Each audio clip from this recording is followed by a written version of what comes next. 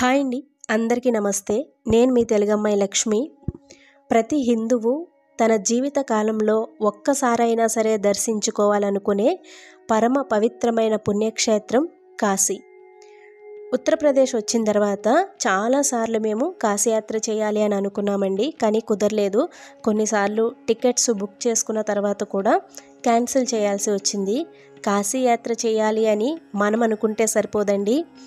ఆ కాశీ విశ్వేశ్వరుని అనుగ్రహం, కాలభైరవుడి అనుగ్రహం ఉంటేనే మనం కాశీలో అడుగుపెట్టగలం. మేము ఝాన్సీ నుంచి వారణాసి బయలుదేరామండి.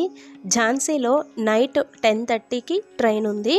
నెక్స్ట్ డే మార్నింగ్ అదే టైంకి వారణాసిలో దిగుతామండి. అంటే 12 అవర్స్ జర్నీ అనమాట. మేము సాటర్డే నైట్ ఝాన్సీలో ట్రైన్ ఎక్కామండి. సండే మార్నింగ్ 10:30, 11 ఆ టైంకి వారణాసిలో దిగాము. సండే ఒక్కరోజు మాత్రమే మేము కాశీలో ఉన్నామండి. అంటే 24 అవర్స్ మేము కాశీలో ఉన్నాము. 24 అవర్స్లో మేము చూడాలనుకున్న ప్రదేశాలన్నీ కూడా కాశీలో చూసాము, దర్శించుకున్నాము. మేము 24 అవర్స్లో కాశీలో ముఖ్యంగా దర్శించుకోవాల్సిన కాశీ విశ్వేశ్వరుడి ఆలయం, కాలభైరవుడి టెంపుల్, కాశీ అన్నపూర్ణేశ్వరి, కాశీ విశాలాక్షి, వారాహి అమ్మవార్ల దర్శనం చేసుకున్నాము. అలాగే గంగా హారతి కూడా చూసామండి. బోట్ షికారు కూడా చేసాము. మేము నైట్ 10:30కి ఝాన్సీలో ట్రైన్ ఎక్కాము కదండి. నెక్స్ట్ డే మార్నింగ్ దగ్గర 11 o'clockకి బనారస్ రైల్వే స్టేషన్లో దిగామండి. రైల్వే స్టేషన్లో దిగిన తర్వాత బయటకు వస్తే మనకి ఆటోలు ఉంటాయి. ఒకరెక్కినా సరే, నలుగురు ఎక్కినా సరే ఆటో ఛార్జ్ 150 నుంచి 200 రూపీస్ వరకు ఉంటుంది. కాశీలో మన తెలుగు సత్రాలు చాలా ఉంటాయండి. తెలుగు సత్రాల దగ్గరికి తీసుకువెళ్ళమన్నా తీసుకువెళ్తారు. మేమైతే మా ఆఫీస్ కొలీగ్స్ కొంతమంది కాశీ వెళ్ళొచ్చారండి. వాళ్ళు మాకు ఒకరి నెంబర్ ఇచ్చారు ఇక్కడ. ఆ నెంబర్కి కాల్ చేస్తే మమ్మల్ని ఆటోలో ఒక చోటుకు వచ్చి వెయిట్ చేయమన్నారు. సో అక్కడి నుంచి ఆ వ్యక్తి వచ్చి మమ్మల్ని రిసీవ్ చేసుకుని తెలుగు సత్రాల దగ్గరికి తీసుకువెళ్ళారండి.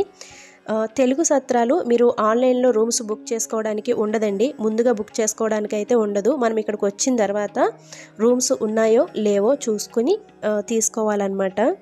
మన తెలుగు సత్రాలన్నీ కూడా దగ్గరలోనే ఉంటాయండి. అందరూ తెలుగు మాట్లాడతారు. పేర్లు కూడా చూసారు కదా, తెలుగులోనే ఉంటాయండి. మీరు చూస్తున్న ఈ గల్లీలోనే సైకిల్ బాబా ఆశ్రమం, తారకరామ ఆంధ్ర ఆశ్రమం, అన్నపూర్ణేశ్వరి ఆశ్రమం, ఇలా తెలుగు ఆశ్రమాలు చాలా ఉన్నాయండి. మేము హోలీ ముందు రోజు వెళ్ళాము కదా, ఇక్కడ కొంచెం రష్గానే ఉంటుందండి. ఇటువంటి టైంలో మనకి రూమ్స్ దొరకడం కొంచెం కష్టం. కానీ మమ్మల్ని తీసుకొచ్చిన వ్యక్తి ఉన్నారు కదండి, ఆయన అయితే మాకు రూమ్ చూసి పెట్టారు. ఇక్కడ ఏసీ రూమ్లు, నాన్ ఏసీ రూమ్స్ కూడా ఉంటాయి. హాట్ వాటర్ ఫెసిలిటీ కూడా ఉంటుందండి. మనకి స్పెషల్గా రూమ్ కావాలి అనుకుంటే కనుక ఇక్కడ 500 నుంచి 1000 రూపీస్ వరకు పే చేయాలండి. కొన్ని సత్రాల్లో 200కి 300కి కూడా మనకి బెడ్ ఇస్తారు. అంటే స్పెషల్గా రూమ్ ఇవ్వరండి, లాకర్స్ ఉంటాయి. లాకర్స్లో మనం లగేజ్ పెట్టేసి అందరూ ఒక పెద్ద హాల్ ఉంటుంది, అందరూ ఆ హాల్లోనే పడుకోవాలన్నమాట. లేదు మాకు ఈ విధంగా స్పెషల్గా రూమ్ కావాలి అనుకుంటే కనుక 500 నుంచి 1000 రూపీస్ వరకు మనం పే చేయాలి. మీరు చూస్తున్నారు కదా, ఈ రూమ్కి 24 అవర్స్కి 1000 రూపీస్ అండి. డబల్ బెడ్, అలాగే హాట్ వాటర్ ఫెసిలిటీ కూడా ఉంటుంది. మేము ఈ రూమ్ అవి చూసుకుని రూమ్కి వచ్చేసరికి 12 గంటలు అయిందండి. రూమ్కి వచ్చిన తర్వాత లగేజ్ మొత్తం రూమ్లో పెట్టేసి గంగా స్నానం చేసిన తర్వాత వేసుకునే బట్టలు అవన్నీ కూడా తీసుకుని బ్యాగ్లో పెట్టుకుని ఘాట్కి అయితే బయలుదేరామండి. ఏ ఘాట్కి వెళ్ళాలి, ఎలా వెళ్ళాలి మనకి తెలియకపోతే కనుక ఈ రూమ్ బయట ఉంటారండి, మన తెలుగు వాళ్ళు ఉంటారు. అడిగితే చెప్తారు, కొంతమంది తీసుకువెళ్ళి చూపిస్తారు కూడా. కాశీలో మనల్ని మోసం చేసేవారు కూడా చాలా ఎక్కువగానే ఉంటారండి. విలువైన వస్తువులు ఉంటే కనుక వాటిని చాలా భద్రంగా ఉంచుకోండి. ఫోన్లు కూడా జాగ్రత్తగా పెట్టుకోండి. కాశీ వచ్చేవారు బంగారాలు వేసుకు రాకపోవడమే మంచిదండి. వేసుకొస్తే కనుక ఆదమరుపుగా మాత్రం అస్సలు ఉండొద్దు, చాలా జాగ్రత్తగా ఉండండి. మేమున్న రూమ్కి పక్కనే అంటే దగ్గరలోనే ఈ ఘాట్ ఉందండి. ఈ ఘాట్ దగ్గరికి రావడానికి మాకు 5 minutes కూడా పట్టలేదు. ఈ ఘాట్ పేరు రాజా ఘాట్ అండి. ఇక్కడ పిండ ప్రదానాలు చేస్తారు. కాశీలో 84 ఘాట్లు ఉన్నాయండి. అన్ని ఘాట్లలోని పిండ ప్రదానాలు అయితే చేయరు, కొన్ని ఘాట్లలో మాత్రమే చేస్తారు. ముఖ్యంగా కేదార్ ఘాట్లో పిండ ప్రదానాలు ఎక్కువగా పెడతారండి. అక్కడే కేదారేశ్వరుడి లింగం కూడా ఉంటుంది. ఆ లింగాన్ని కూడా దర్శనం చేసుకుని వస్తారు.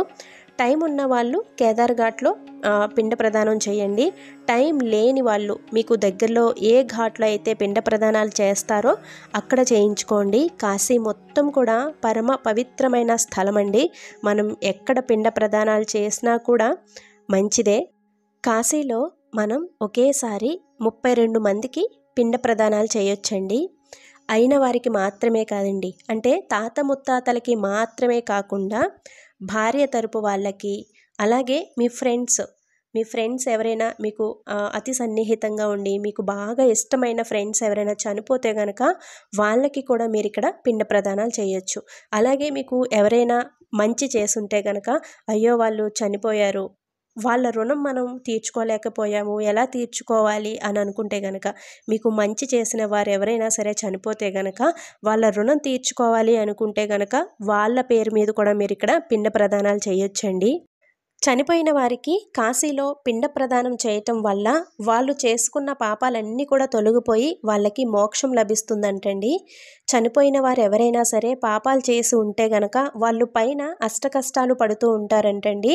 ఎప్పుడైతే తన వారసులు కాశీలో పిండ ప్రదానం చేస్తారో అప్పుడు వాళ్ళు చేసుకున్న పాపాలన్నీ కూడా తొలగిపోయి వాళ్ళకి మోక్షం లభిస్తుందంట.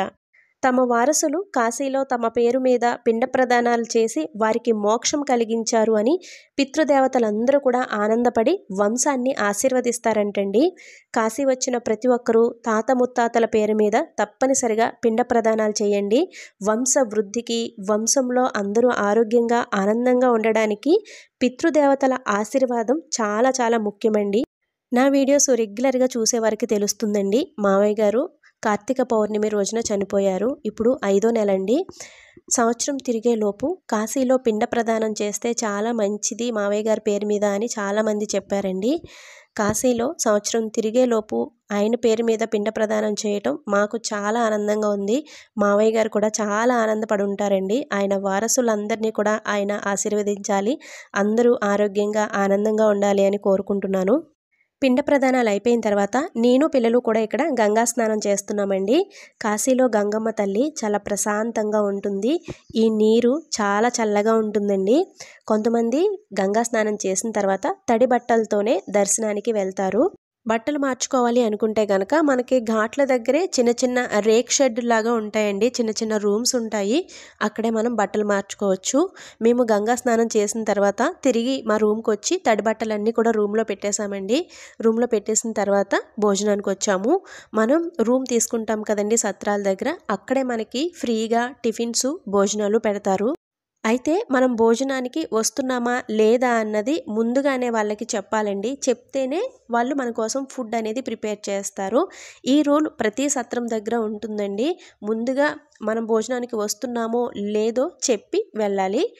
మనం ముందు చెప్పకుండా మనం ఇష్టం వచ్చిన టైంలో వచ్చి ఫుడ్ పెట్టమన్నాం అనుకోండి, ఇక్కడ భోజనం రెడీగా ఉండదు. కంపల్సరీ మనం బయటకు వెళ్ళే ముందు భోజనానికి వస్తున్నామా లేదా అన్నది వీళ్ళకి చెప్పి వెళ్తే వాళ్ళు రెడీగా ప్రిపేర్ చేసి ఉంచుతారు. ఇక్కడ వీళ్ళు పెట్టిన భోజనం మాకు చాలా బాగా నచ్చిందండి. చాలా తృప్తిగా తిన్నాము. మార్నింగ్ నుంచి బ్రేక్ఫాస్ట్ కూడా చేయలేదండి. ఇప్పుడు టైం దగ్గర 3:00 అవుతుంది. పిల్లలు కూడా మార్నింగ్ నుంచి ఏమీ తినలేదు. భోజనం అయితే చాలా బాగుందండి. పిల్లలు కూడా కడుపు నిండా తిన్నారు.